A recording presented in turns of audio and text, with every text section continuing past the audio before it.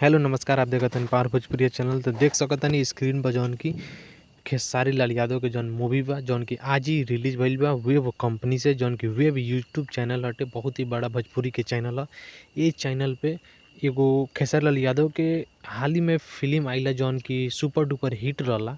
ये film release भइल बा फरिश्ता, जौन की बहुत ही जबरदस्त फिल्म बा। जौन की एक्शन बा, एक्शन ना एक्टिंग बा। एक फिल्म में एक्टिंग के कइल जाला, एक्टिंग ई खेसारी लाल यादव ई फिल्म करके सब केहू के बता देले बाड़न। जौन की इनकर पागल के रोल बा। एक्शन एमे नामो निशान नइखे। एक्शन एक्शन से फिल्म कोनो सुपर डुपर हिट ना हो जाला, बस एक्टिंग आवे के चाही।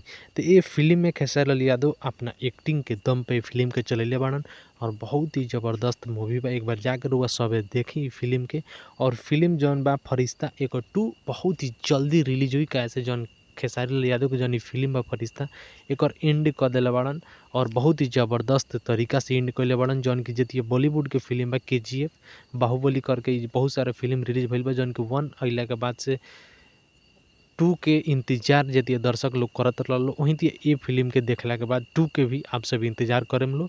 बहुत ही जबरदस्त फिल्म बा। भोजपुरी में फिल्म ई बनल बा, थोड़ा लागत कम बा, फिल्म के बजट कम बा एकरा से।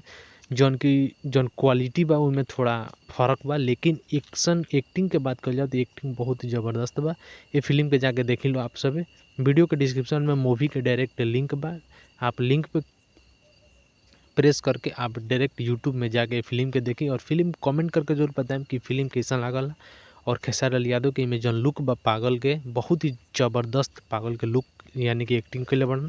जौन कि पागल के जौन उनकर एक्टिंग मिलल बा बहुत ही अच्छा तरीका से निभैले बाड़न। और ये फिल्म कैसा लागत आप सभी के कमेंट करके जरूर बताएं। और पावर स्टार पवन सिंह के और खेसारी लाल यादव के फैंस बने तो चैनल के सब्सक्राइब करी, वीडियो को दूर दूर तक शेयर करी।